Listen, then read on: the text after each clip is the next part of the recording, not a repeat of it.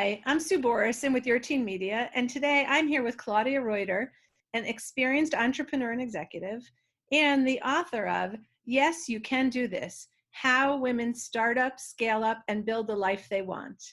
So thanks for being here with me. Thanks so much for having me. So first I want to hear about your book and what prompted that. Sure. My book is, which is called Yes, You Can Do This, How Women Start Up, Scale Up, and Build the Life They Want, is really partially a manifesto encouraging women to consider entrepreneurship as a path into leadership and part how-to guide. I think we talked about earlier, part of the reason I was inspired to write it is I just feel like we know that 43% of women step out of the workforce at some point to care for children. There's a lot of resources out there on how possibly to step back in.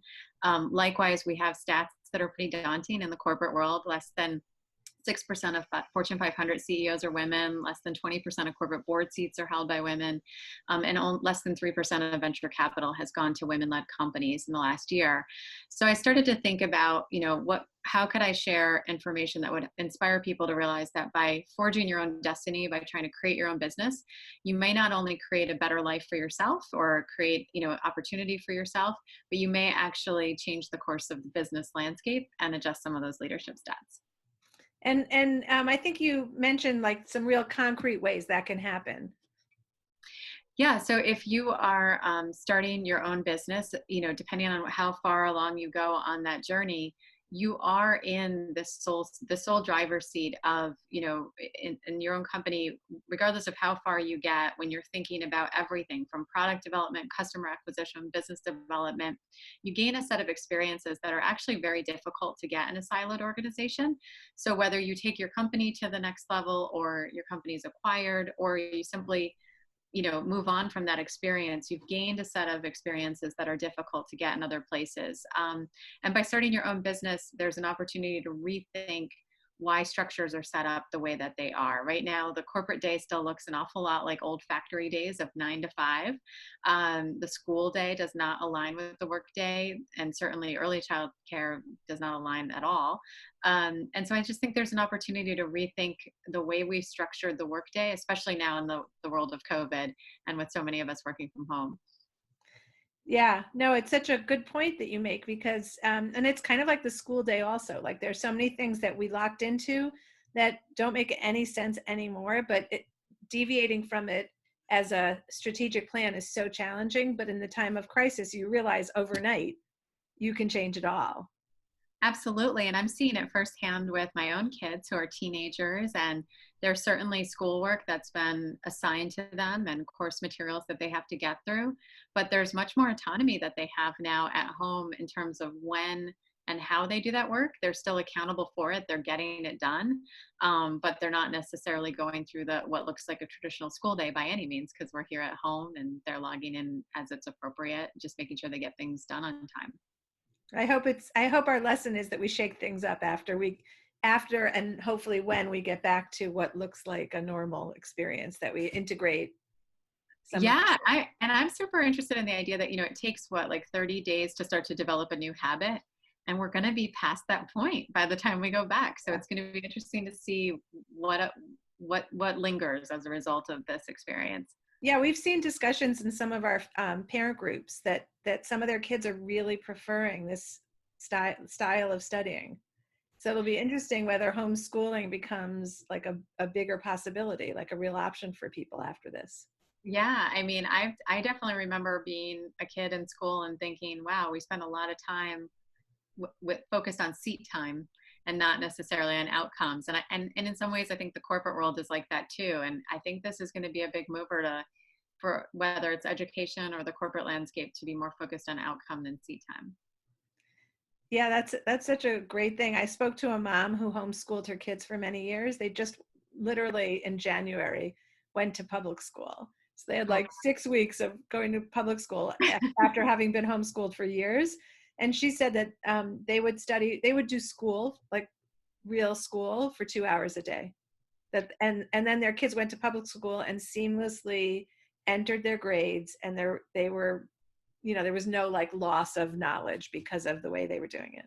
I believe it. I believe it. I think there's quite a few industries that are ripe for disruption right now, education being one, in a way that will ultimately be positive. So it's going to be exciting to see. Okay, so let's take your research and help parents right now think about this from the lens of parenting. What's the message that we should be sending? And many of us will think from the title of that book that the message should be sent to our daughters, but I think that probably we need to send this message to our sons and our daughters. So let's talk about that a little bit. Yeah, and actually I have two boys, and so I do hope this message goes to both groups. The reason I position the book towards women, and primarily, is because I think many of the structures that exist today were designed for a different era where there was traditionally a single male head of household and supporting characters behind the scene. And the research kind of shows that, girls are more likely to be conditioned as compliant, whereas boys are getting rewarded for misbehavior at early ages. And that leads to behaviors in adult life. So I thought this was a good opportunity to help shed light on some of the challenges that women face, but in a way that could also help men understand how they can be part of the solution and hopefully move everyone forward. So, in particular, like I was looking at some of the unconscious bias studies on the way that, for example, even in the investment community, women are more likely to get asked questions that cause them to answer about risk, explaining away why this project isn't that risky, whereas men get more questions about opportunity, which is actually where you want to talk to, and what you want to talk to investors about is where this thing is going. And so, one, helping women see how they can flip that line of questioning around to get back to the opportunity, but also helping men understand, like, hey, let me check my unconscious bias. Am I asking these types of questions in a way that, I'm not even aware I'm doing it, because we've all been conditioned to a certain degree. So the hope is that this is a tool to really help people move things forward. So it's great for adults. And I think about this, I have 3 girls and I have 2 boys. And I think about the message that we get and that they get when they cross the gender line and behave in a way that, you talk about it as bias, but we feel it as like some kind of terrible cross breach that we've done. So if I want to tell my daughters to go out there and be bold and be audacious and be risk takers, there is a message being sent to them that that's really not what a nice girl does. So how do we, it's like, yeah, in theory, I want all of these messages to go there, but in reality, we also want our kids not to be beaten down every second of the day. Yeah, I mean, I think it's just an ongoing conversation. And I think it's also recognizing that there is research that shows that we do assign attributes unconsciously to different genders. And when someone exhibits the characteristic of what we, collectively had assigned to the other, it's considered oppositional, and it's perceived as not as, it's suddenly like a detriment. Like to your point, when a woman exhibits certain characteristics, everyone's like, oh, is she being, it's all the negative side effects of that. So in my mind right now, the opportunity is to talk to young men and women about what are the outcomes we're really trying to achieve. Let's start there. Like, what is the goal of this project you're working on, this business you're working on, whatever it is that you're working on, what are you trying to achieve? And then let's walk back how we get there. And maybe there's moments where you need to exhibit more more bravado, and maybe there's moments where you need to be more cautious, whatever those are. But recognizing that there's certain levers that are appropriate at different stages of your development, and let's get everyone to just focus on what we're trying to solve for, not the way in which we're doing it necessarily, if that makes sense. It makes sense to me in theory. I want to know in practice, when that girl comes home and says she did all of that, and she still got told that she was too bossy. Like the playground with little girls are told they're too bossy. Boys aren't told that. That's not a word they are told. I mean, what I would tell my nieces, if they were to come home and or to my place and say someone called them bossy, I would say, tell them thank you. There must have been something that needed to be done. I think it's it's flipping things around so that people feel good about it. It's helping, if someone is labeled bossy or headstrong or whatever the word of the day is, that is in theory it sounds like meant to be an insult in the way that you described it, helping flip that, giving that person a tool to flip it around and say, oh, so you noticed that I was leading the room. Thanks. Like, Oh my give them God, a way. I love that. I love that. Can you wait, say that again? You could say, well, thanks for acknowledging that I was leading the room. Clearly we needed a leader, right? Like, That's great. I love that. So over and over again, kind of reframing the picture for people who are trying to back you into what you're supposed to be. Exactly. I think it's reframing, it's repositioning, and it's and for example, on that question of like, what if someone tries to pin you down into talking about risk?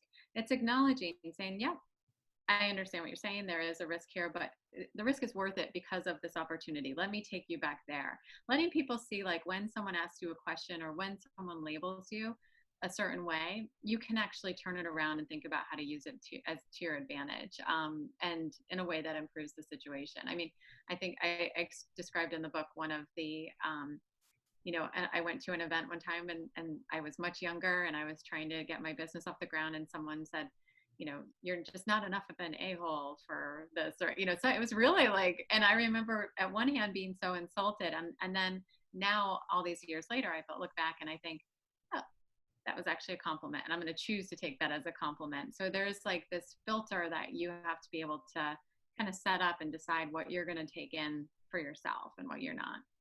How do we raise kids to kind of take in the good for themselves and be able to like ignore all the negative? I mean, so one of the things that we even do at Techstars, where I work right now, is we actually talk about the idea, especially in distributed teams, that a lot of times when people don't know why something is happening or why someone sent a message that they sent, it's human nature to insert a negative and assume the worst. And so you actually have to consciously assume good intent by the other person. Like, so take a minute and assume, they probably didn't mean it that way. Maybe I just need to pick up the call. So there's an aspect of trying to not fill in. It's very easy to kind of slip into a hole of assuming that someone's, that things are worse than they really are. So helping people try to assume good intent drives towards positive outcomes in relationships. So that's one thing. And then, one of the things that I did look into, and I've given a lot of thought, is we talk a lot in our society about being able to fail safely and, freedom to fail. And I think it's also important to acknowledge that it's actually really scary to fail, and that, these things can coexist, that we can acknowledge that failure can lead to success or failure can lead to teachable moments, but failure is also very frightening, and it's okay to acknowledge how we're feeling at a specific moment. So, trying to assume, I guess the unpack on that is trying to assume that others actually have good intent. For the most part, try to assume that people do have good intent, and then, recognize the feelings that you're having at that moment, if that's helpful. Well, I think what's helpful is that we can find out that our assumptions were wrong on both way, right? So why not start with the assumption that the intent is good and then move into being proven otherwise, as opposed to the reverse, where our visceral reaction is to assume the negative. So I think that's like a lens shift. Yeah, and labeling the behavior, I think, is so important, or labeling the feeling. I've even said, and I've used this myself, like, let's say someone does treat you in a way that, for whatever reasons, it could be overt or it could be subtle, and you feel bad, right? Labeling it and saying, hey, when you said X, it made me feel Y. I'm assuming you didn't mean it that way, and see how the person responds. Maybe they did mean it that way, but oftentimes people say, we'll clear it up and say, no, obviously that's not what I meant. Let me explain to you what I meant. So giving someone an opportunity to be better themselves, I think, is important. And I try to do that with my kids too. And you've tried it and it works well? You're happy with the conversation? Yeah, I mean, like I said, I have 2 teenage boys, and if they've expressed any, like, especially more so when they were littler, conflicts on the playground or whatever, bringing it back to like, hey, why don't you talk to this person and frame it this way?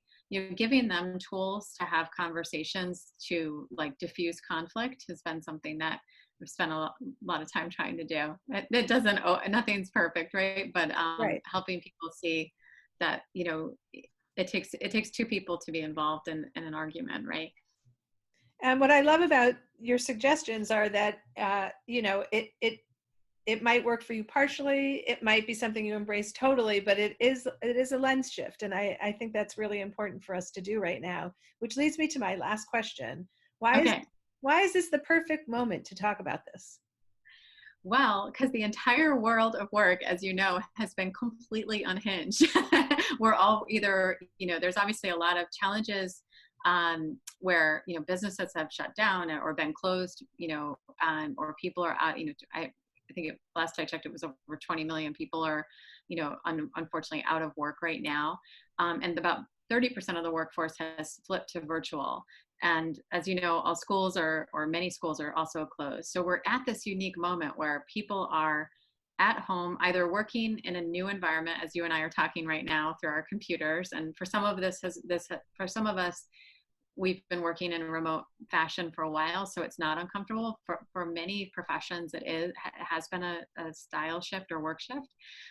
Certainly having kids in the house and shifting how we're teaching and learning has been interesting. And just the sheer number of people who I think every single person has a creative component to them that has the ability to do something that for them will be amazing, whether it's, starting a business or being an artist or, being a great mathematician, whatever the things are, being a great doctor. And so, I think this is when everything is kind of up in upheaval like it is right now, this is a great moment for a lot of people to take a step back and say, hey, what do I really want to do? What do I really want to have happen? And while we can look at this with a negative lens and be really afraid and worried, and some people are in a really, really horrible financial situation right now, I think there's also going to be a lot of people who are able to look at this as an opportunity and maybe do something they wouldn't have done before. Thank you so much, Claudia Reuter. I really appreciate you taking the time to talk to us. Thank you so much for having me. I really appreciate it.